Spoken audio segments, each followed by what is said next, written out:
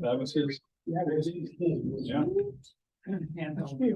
You know, we didn't have. I can hardly remember how to get. He didn't have 3D seismic back then, but he had access to 3D seismic. Huge. Could have really made some things. All right, you're ready to rock and roll. They've Okay, never done anything further about that. so thank you all for coming to our kickoff meeting for the year for MBGS. I'm Jenny Trout. I'm the president this year. We have a new VP, Andrea. She couldn't be with us tonight. We have some familiar faces. Chris Christensen is past president. Peter Rose is treasurer. Bill Harrison is almost always at our meetings, as well as John F., who takes care of our webpage.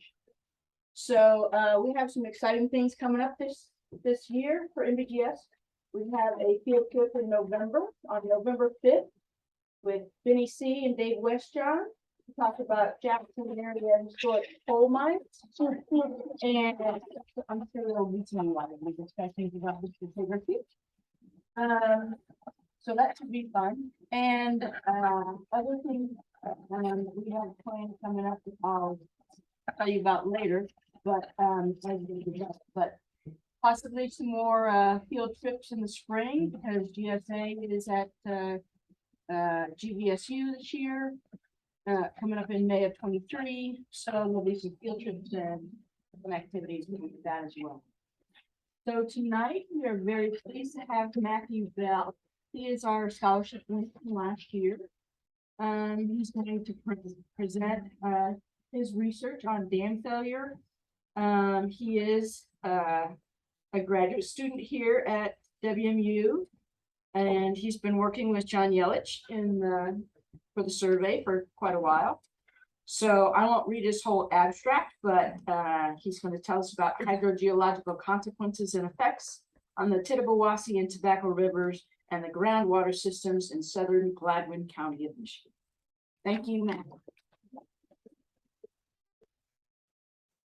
Well, thank you all for being here today.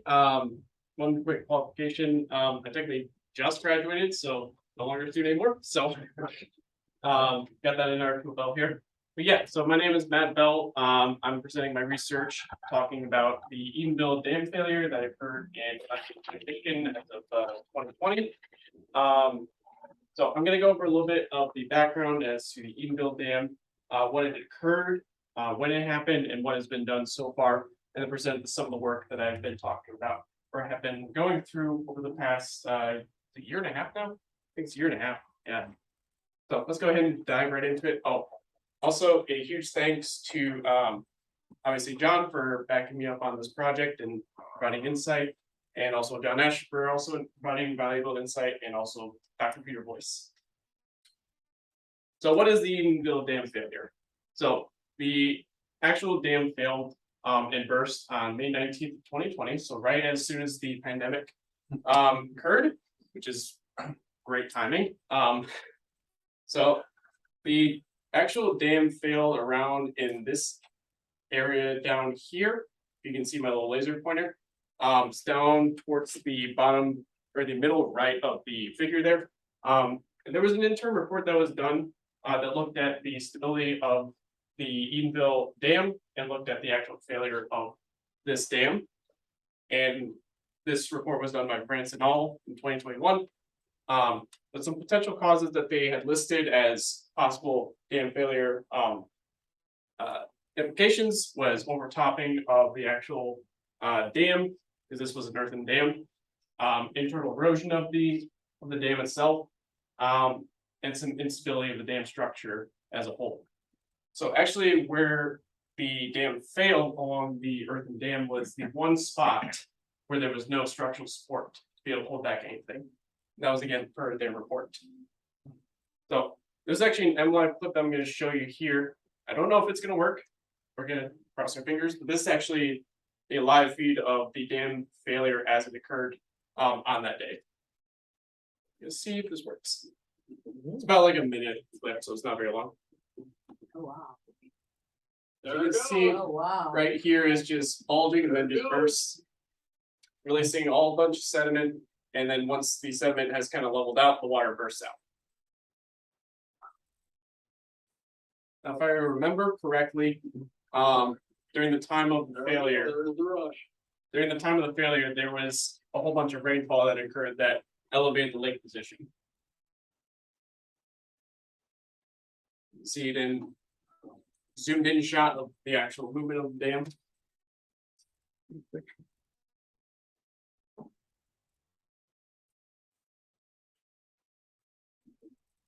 Okay, it's about the same view each time, so I'm just gonna go ahead and move on to the next slide.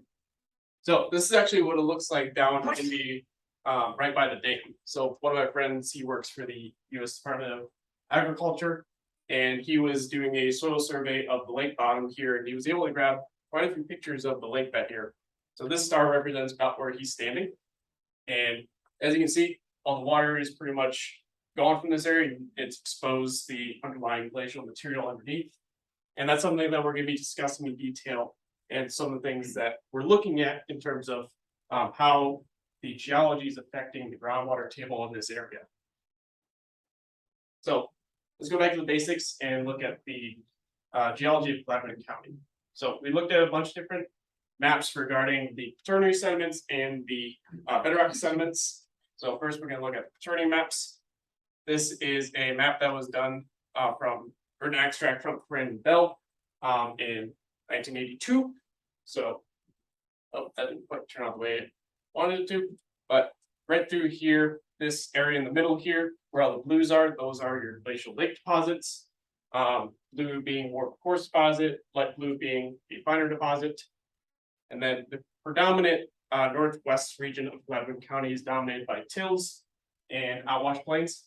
And then you've got one or two little rogue till plain or till deposits that run through the middle of Gladwin County and then go through Barrett, Grimm, and then the eastern portion of Secord. I guess we're tampering with the projector at the I'm moment. trying to see if I can make it so that you can see. Oh, there we go. There we go. Yeah, If you move it a little bit closer to the screen, it'll. making sure.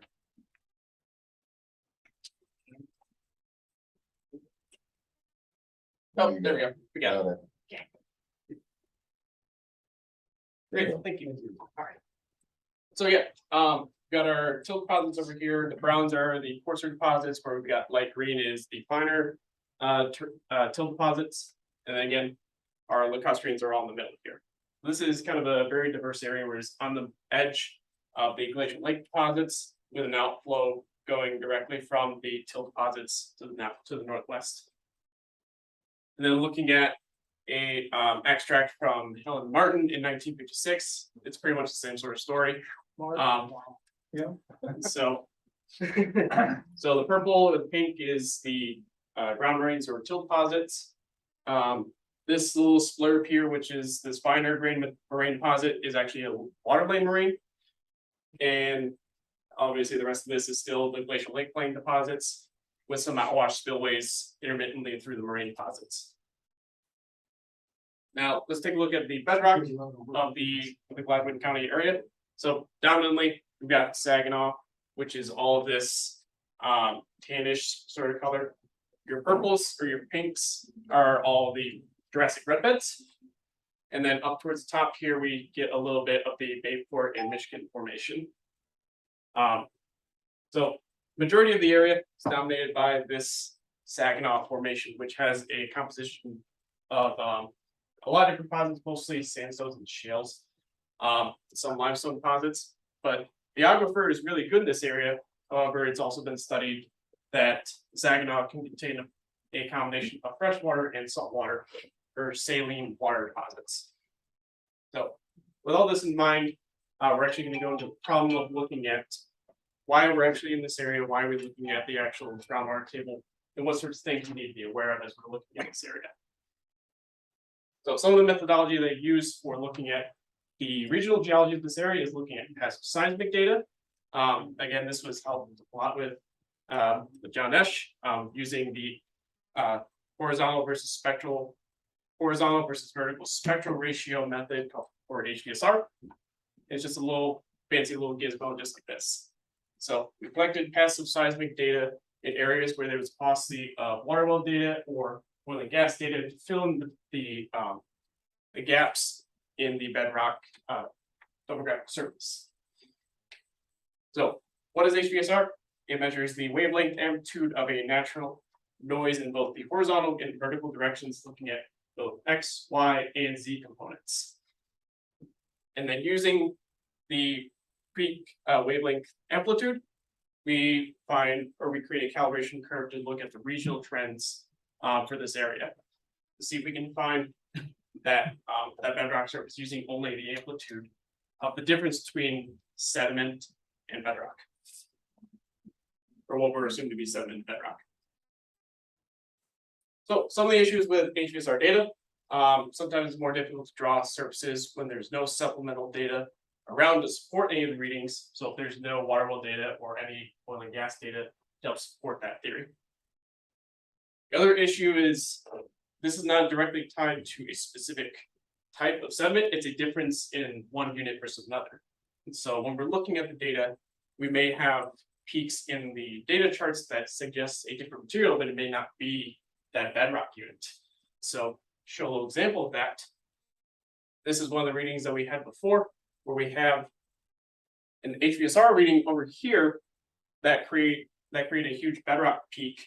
And once we looked at it again, we said that there was a possibility that there was a different peak here that suggested more of the true bedrock surface.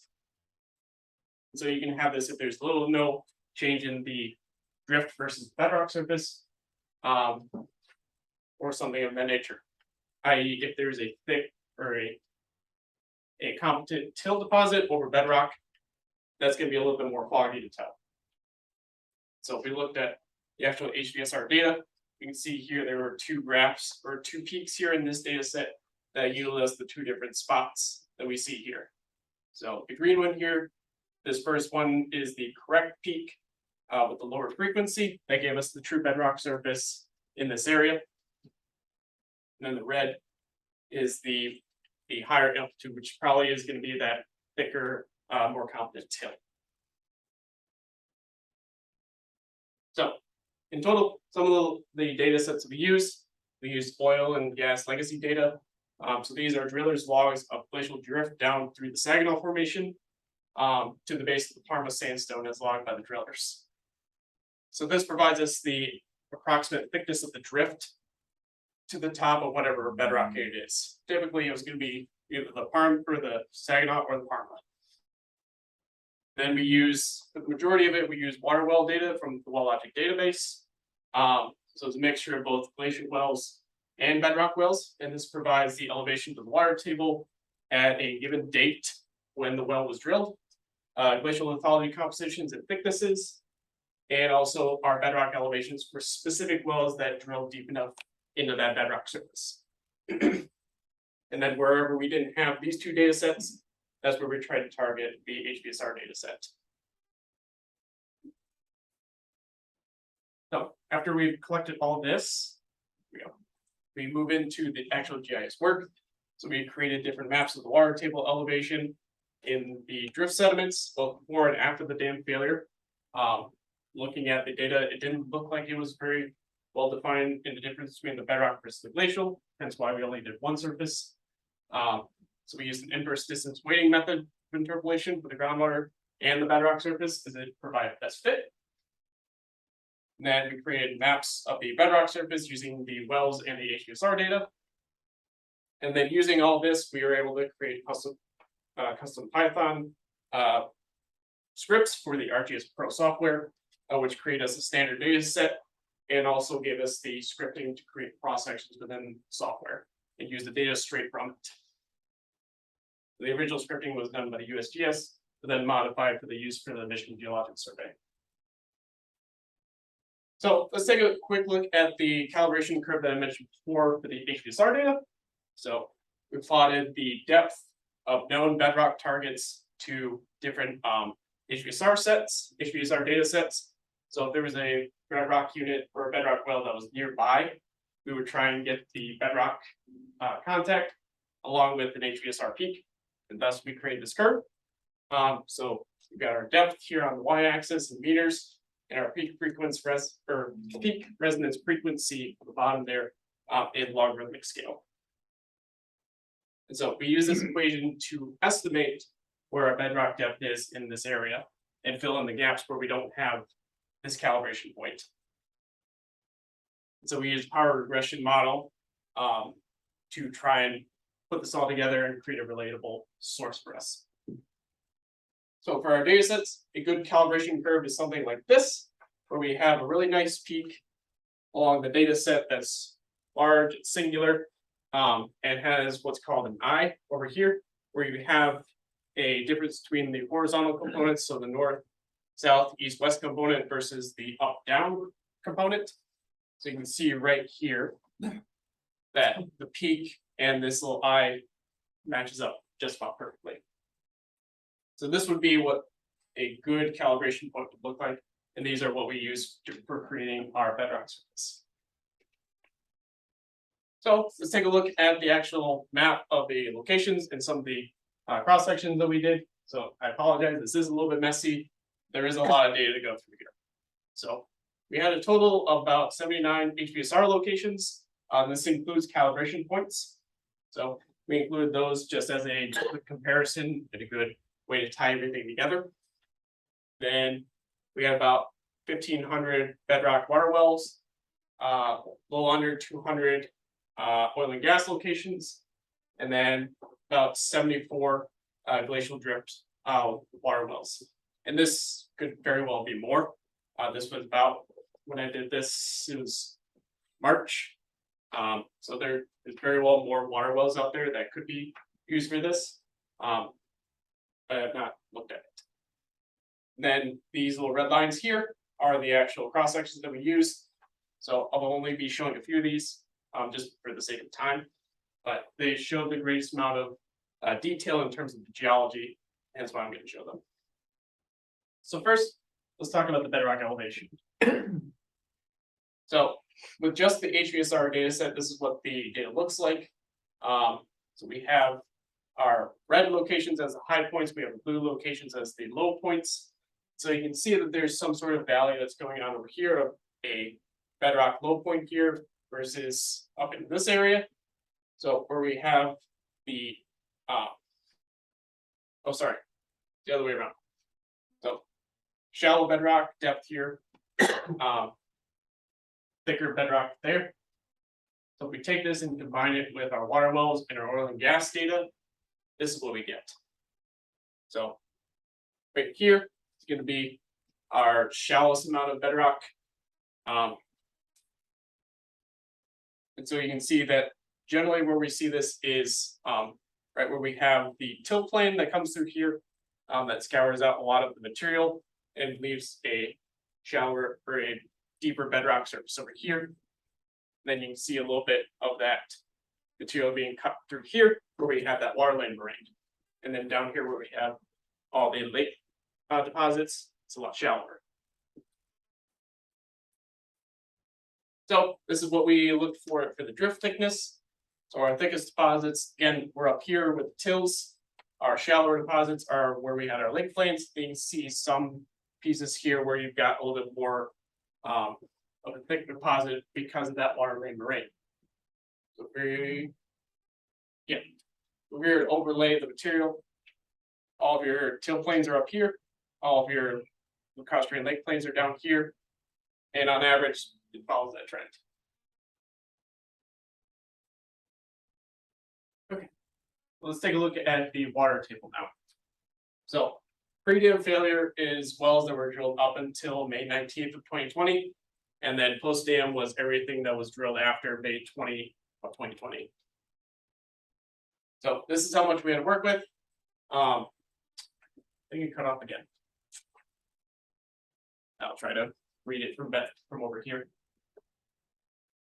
Oh, there it is. So in total, we had about 8,400 records to look for in the pre-dam failure. So they give us a nice little surface to work with. Now, if we look at the post-glacial, we only had about 500 wells to work with. So you can see But you can see that the trend is generally still the same. We see the water table is higher in this area. We see that the water table is lower in this area. So water is flowing from the highlands here where we have the glacial plains and the glacial tills, going down towards the Tittabawassee and flowing out towards the south. Now, we took the two and we combined them together to see how the water table has changed from the pre and post. This is what you're looking at here. So anything in blue is a drop in water level, and anything in red is a rise in water level. So anything in this area here, for the most part, near the riverfront, experience a drop. I don't think that's any surprise to anybody. As we take a drop in the surface water, because the groundwater is interconnected with the surface water. When you see a drop in the surface water, you see a drop in the groundwater. And in some areas here, up near Buttman and Sherman, we see a rise in that water table in response to that. So it's not just a influence of the river, where we're only experiencing that drop in water level near the river, but we're experiencing it everywhere in the region. So let's take a look at some cross sections. So this is cross section A, which is over towards the west here. This one follows pretty much along the county line boundary. So this part goes through the whole till deposits that are off towards the west, and a little bit into the glacial lake plains. So what you're seeing here is the composite bedrock surface. So as you can see, as we're going through the till deposits, is pretty much, except for like a few blips here and there, it's pretty stagnant. You don't see much in the way of dropping, but you generally see that the bedrock is going up in elevation as you go farther towards the north. Now, something that I did not add before, that we also took a look at, is looking at the 1994 chloride water zone. So this is where we see an increase in salinity down below the water. And then as we go up here, it's more of that fresh water. And this was done by West John. We wanted to include it in here just to see what the data would look like. So for the most part, this chloride zone was underneath the bedrock zone, and everybody that was drilling into to get their water supply were mostly glacial aquifers. So they didn't have to worry about tapping into this chloride zone.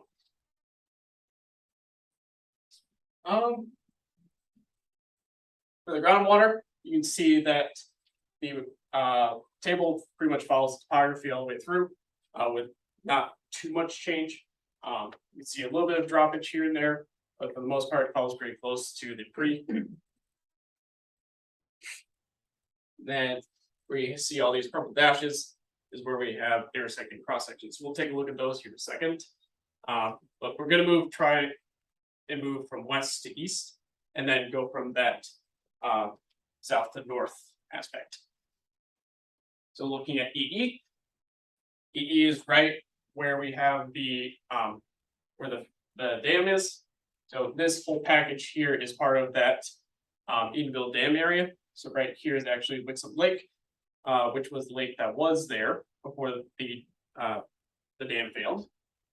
And you can see for the most part that we have a whole bunch of glacial aquifers with a whole bunch of finer deposits sitting on top in a huge valley right here of finer deposits indicating that lake plain deposit.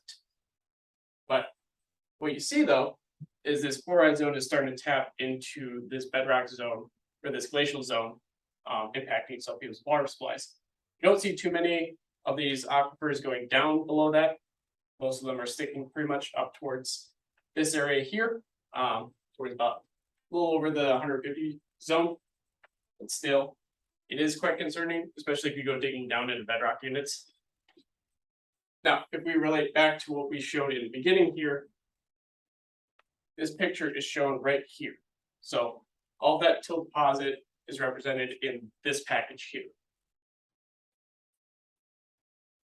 And as a note for the groundwater, the pre lines up pretty well with the lake deposits or Wixom Lake.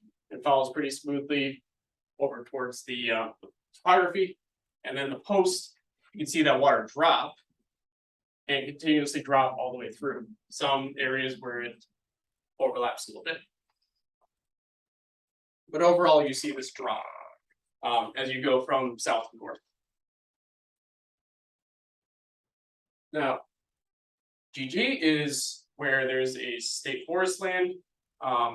So we have a nice little picture of the geology as we go from the southern portion, but once we hit this little section here, we don't have that much data. As you can see, we pretty much only have these HPSR points pulling us for that bedrock surface. And so that's the main thing that I want to take away from this spot is we don't exactly know what's going on here because we don't have the data to support whatever is going on in the northern portion. So more data is going to need to be collected in order to get a better picture as to what we have. I just want to show this off to say, you know, we will need more data sets in this area.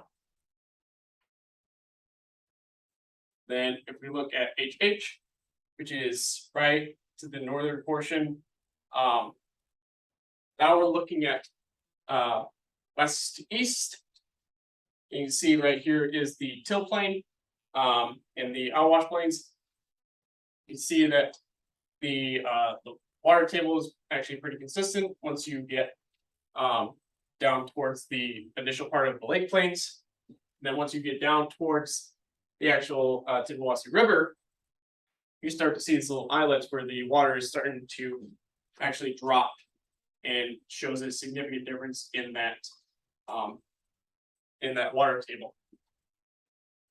Right here where we have Tittabawassee, we're starting to get more of those bedrock units or those bedrock aquifers tapping into this zone here.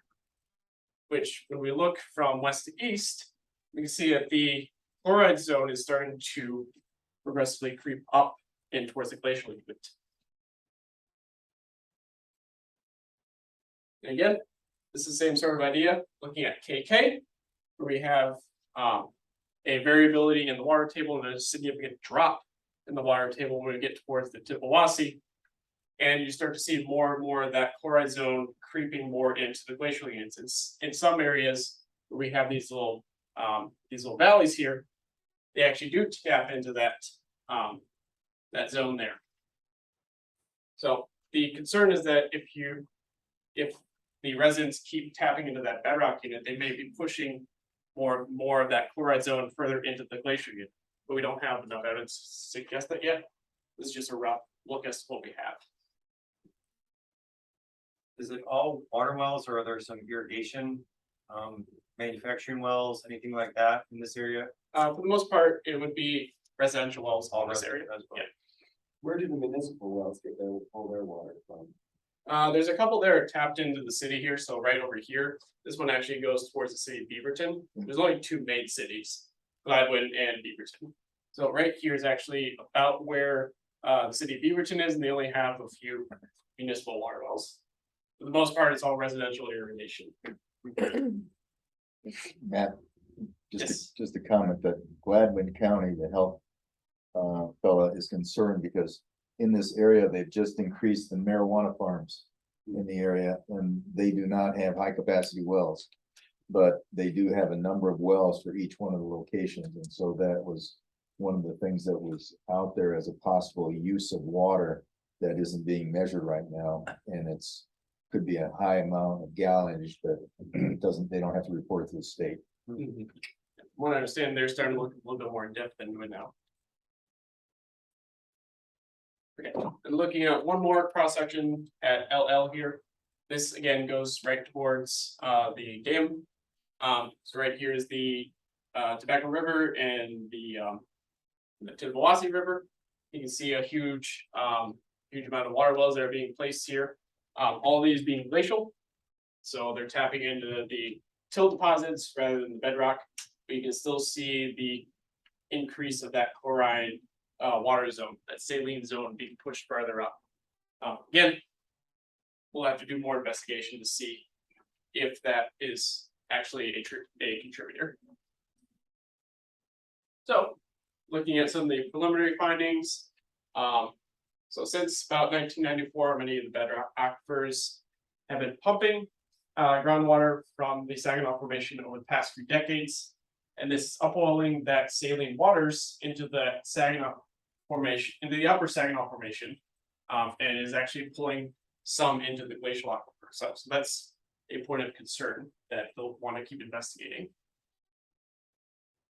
We were able to find that the HPSR data generates a valid bedrock surface map for the county of Gladwin that complements already existing bedrock data sets. So the water wells, the oil and gas wells, stuff like that. And finally, the water well data from Gladwin County provides a nice context of how the water table has changed from the pre to the post and lowered in areas along the Tittabawassee River, as well as regional lowering of the water table due to overcompensation of many residents drawing more water in lieu of this failure of the dam. So that's all I have for you guys. Is there any questions that you guys have? Any further questions? Yes. We said the picture of the dam, I mean, when the first breakthrough going on there, was there any structural concrete at the spillway and then everything else was just earthen dam? I believe it was all earthen. I don't think And there then was. I noticed one of the potential causes was internal migration of groundwater. Could that be considered piping, or it's just broke through and eventually destroyed the structural integrity of it, as opposed to if you had a concrete dam where the water was going under because it couldn't get through the concrete? That might be slightly different, so I just wanted to Yeah, saw the evidence of that. And one other follow-up. Yeah. Do you see any relationship because of the underlying bedrock or even sedimentary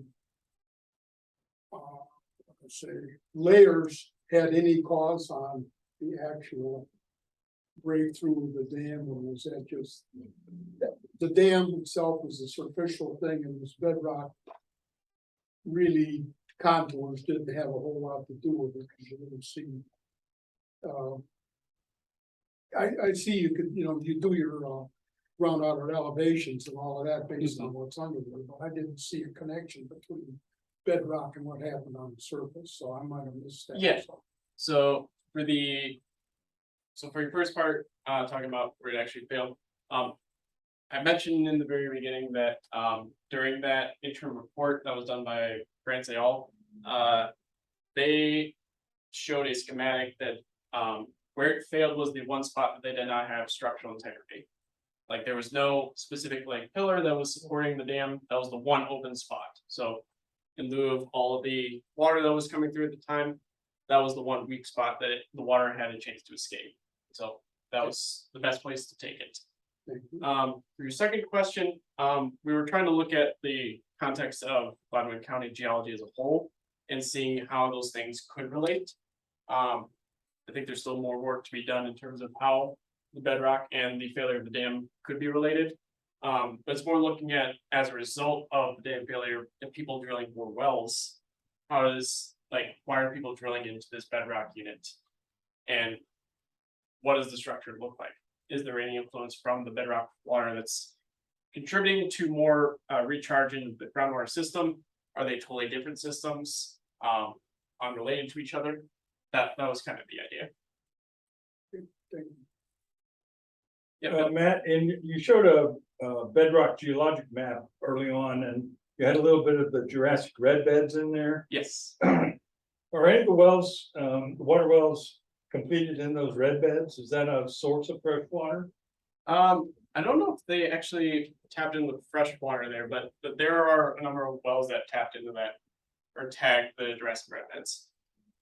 So the Saginaw is a very heterolithic aquifer in a sense.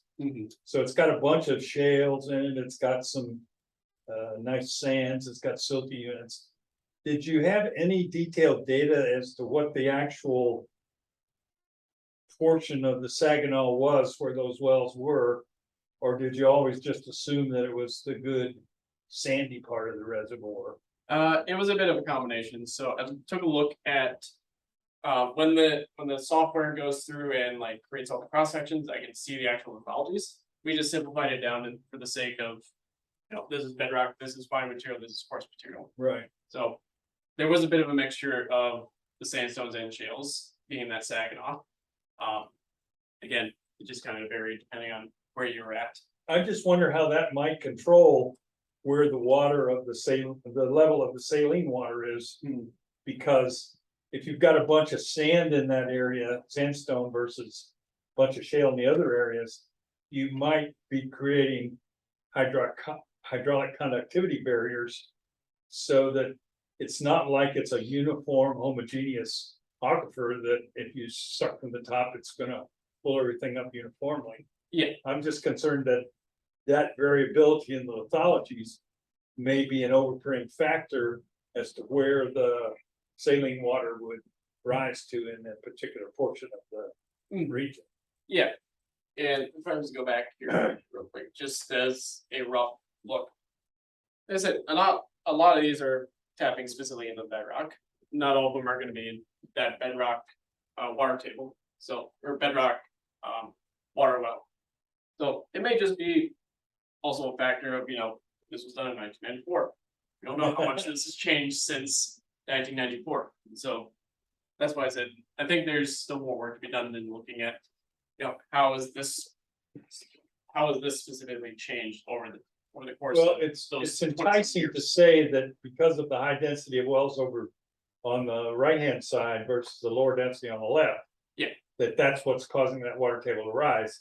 I'm just concerned that there may be some variations in the heterogeneity of the Saginaw aquifer that would keep the chloride zone down. Maybe there's a shaly aquiclude in there that just doesn't allow it to move up, whereas it's clean sand from top to bottom in that other part. Yeah, which I is mean, totally the possible. geology could impact it as well as the use. Yeah, which is totally possible.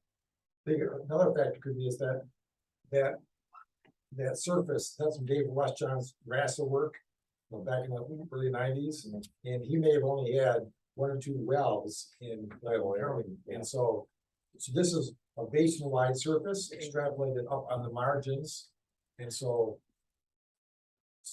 personally, I would read in much detail into that surface because it's someplace in the basin that's really poorly constrained. Okay, so.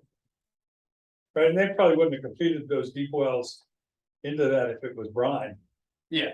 Well, at the time the wells were drilled anyway. if they went down to the end of the graph here, they were more likely oil wells, oil and gas wells.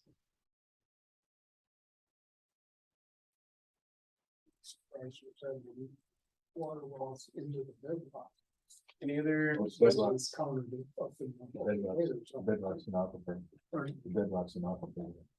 Yeah, we would have been on with above that, so, Oh, yeah, Maybe not, in those lake plain areas, that's probably pretty fine grain, so, okay. yeah. So- you might- So a lot of that The tea till- the is till oil maybe. gas. blue on that. Yes. Glacial Yeah, so stuff. these guys here are oil and gas. Yeah. This one is not oil and gas. I think there's one in here that's actually a water well. A few, just. Yeah, I don't see. Yeah. But the ones that But I went haven't into the bedrock, they were like 400 plus feet down. So they went deep to dig through the water if they went in bedrock. Just to add what Bill was saying, is I live in Clinton County. And the Tri-County area, Saginaw is a prolific aquifer. You go not too, like 10 miles to northeast of Iowa, Saginaw aquifer is a really poor aquifer. And in this area, talking to drillers, looking at the well logs, the Saginaw aquifer is actually pretty tight up here.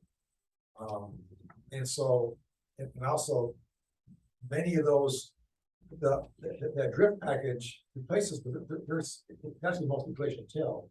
And there, some places there's not even an aquifer, there's just what aquifer, good aquifers there tend to be pretty thin and discontinuous. And so it's actually kind of an aquifer poor area, and that drift aquifers are pretty thin, discontinuous. Bedrock aquifer is pretty tight, and you get deep enough to get saline water.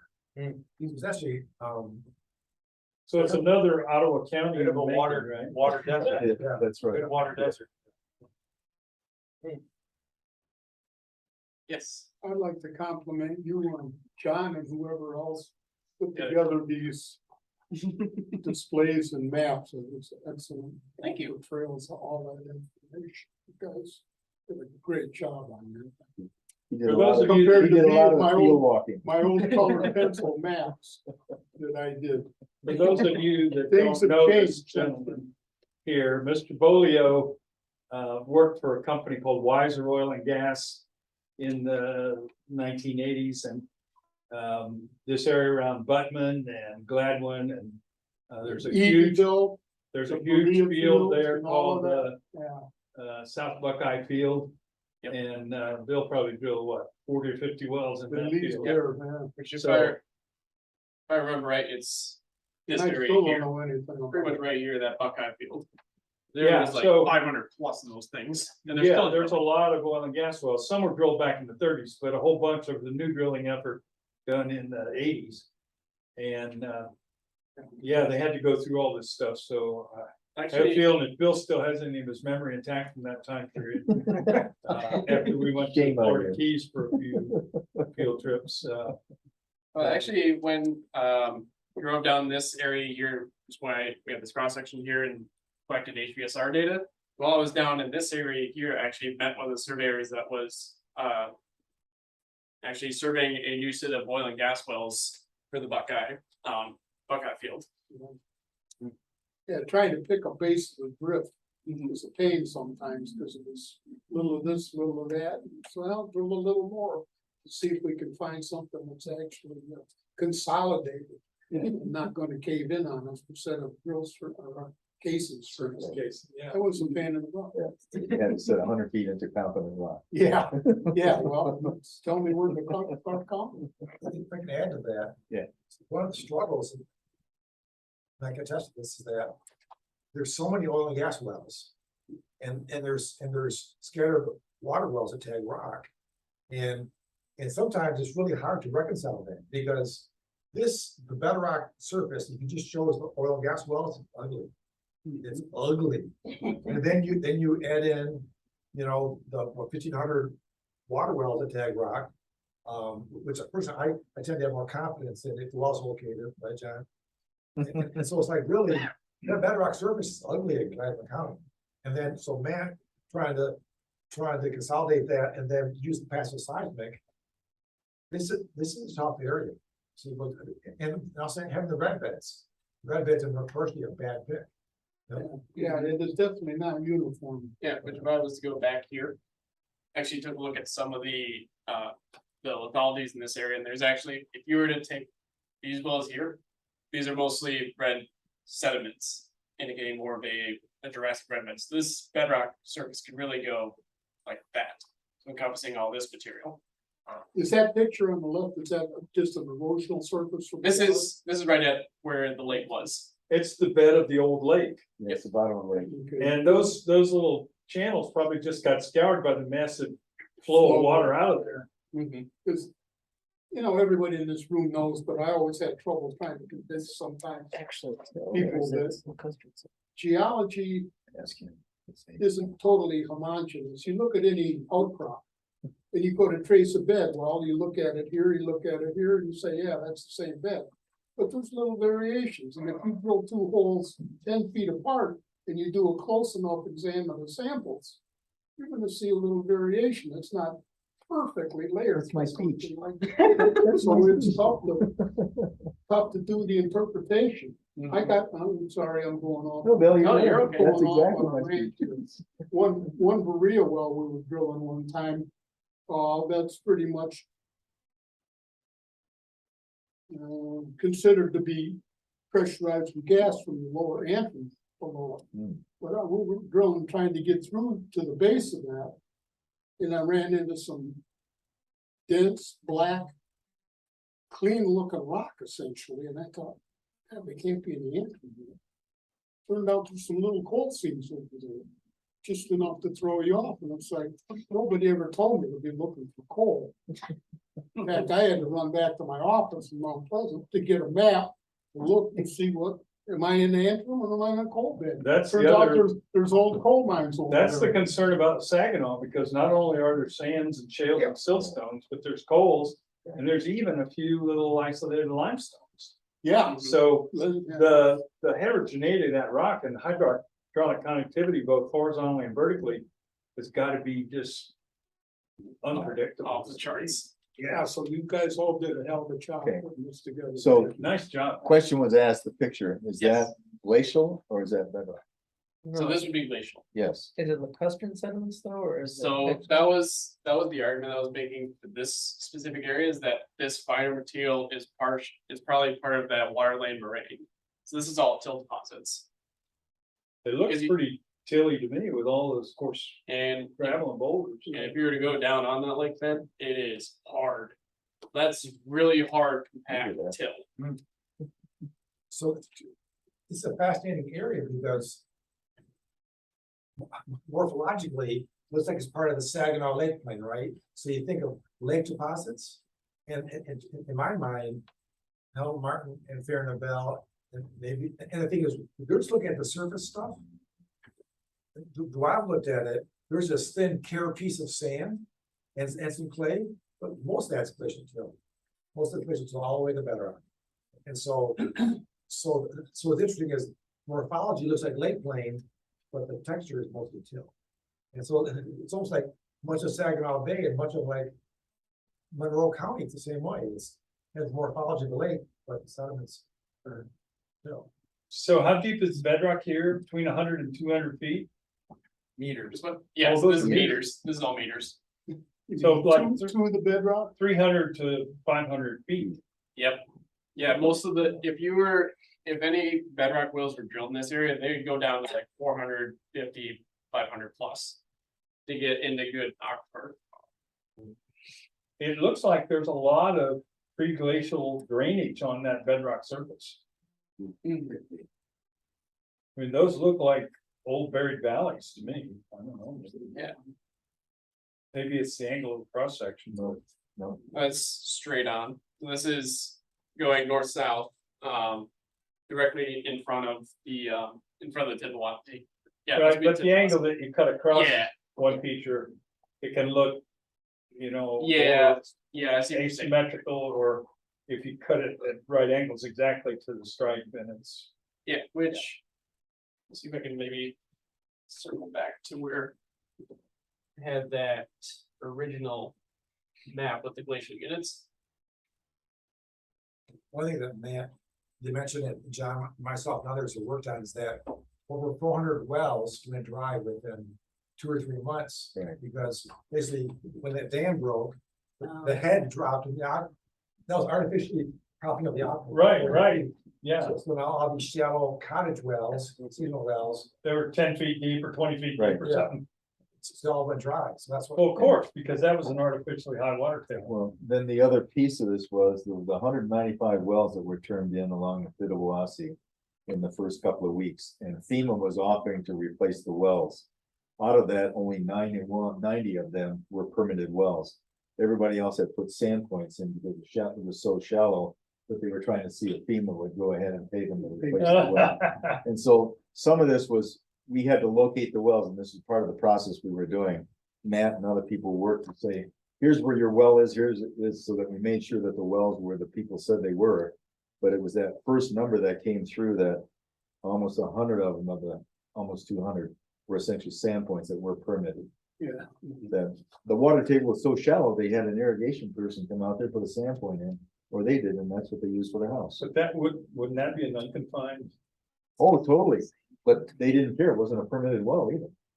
Yeah. So they had all the houses with I septic. wouldn't think the health department. Drink it in the have But that's exactly my point, that Yeah. septic systems and everything else, but that's what they were doing. Yeah, So I guess in relation to where we have cross-section E would be about right here.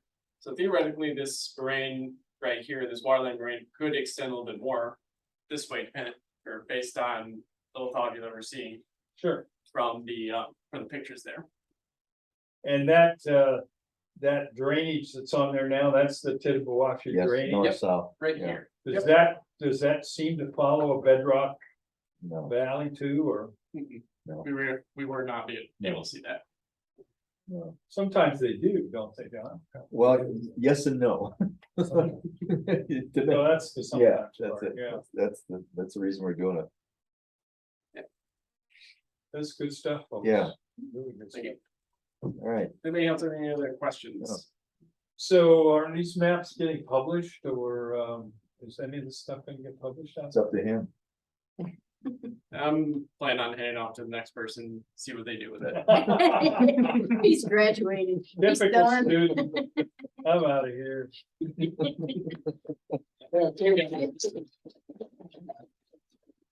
Well, your thesis is done, right? Well, that's what this is. Yeah, he's graduated. Yeah, no, I've already got the piece of paper, it's done. Yeah, but you wrote a thesis too, right? No. you That was didn't? non-piece of track. Oh, it's a non-thesis. Yeah. Yep. How did we get around to that week? You don't attend enough faculty meetings, that's happened for a couple of years. With my time on the group, it's done. I'm really. And I am up Faculty. at 58. I want to see the answer. I don't care what it is, I just want to know what the hell. What was the right answer? What's going on? That was like the doctor. Back of the gas. Yeah. That's- Very lots of jobs. Well, you know, like I say, all of them. So you're wearing lots of jobs. Maybe it will. Fancy. Yeah, well, like right now. Environmental. Question. Not all of it. We wanted So, paper. yeah, you can call, I'll send you the links to those. I mean, you've probably seen them, I but. just wonder Yeah. how long that's gonna last.